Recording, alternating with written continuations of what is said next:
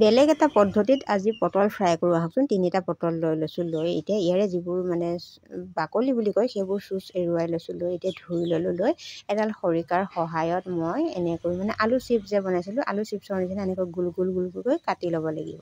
মানে তেতিয়া এৰি নাযায় শলাডাল থাকিলে। ফাইনেলি মই কৰি ল'লোঁ। কৰি লোৱাৰ পাছতে দেখিছেনে ৰিং ৰিং হৈ গ'ল। ঘৰখনত প্ৰত্যেকৰ ঘৰতে থাকে, ইটো নাখাওঁ সিটো নাখাওঁ। সেয়ে ভাবিলোঁ পটল এনেকৈ বনাই চাওঁ ৰহচোন। সেয়ে বনালোঁ আৰু আপোনালোকলৈ আগবঢ়াই দিলোঁ। 2টা লৈ লৈছোঁ আৰু তাৰ বাবে আপোনালোকে মছলা এড কৰিব পাৰে। যি মছলা খায় সেয়া তাতে লগাই ল'ব পাৰিব। লগাই লৈ এয়া দেখিছেনে মই 2টা লৈ লৈছোঁ, যিহেতু প্ৰথমবাৰ বনাইছোঁ।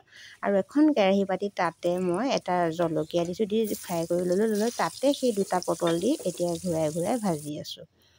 এনেকুৱা যে সোৱাদ হ'ব কেতিয়াও মই ভবা নাছিলোঁ আৰু প্ৰথমবাৰ বনালোঁ। সেয়ে ভাবিলোঁ আপোনালোককো দেখাই দিওঁ। আৰু যিসকলে নাখায় পটল, এনেদৰে ভাজি দিব আৰু আপোনালোকৰো ৰেহাই হৈ যাব। আশা কৰোঁ ভিডিঅ'টো চাই ভাল পালে। তেনেহ'লে আজিলৈ বাই বাই।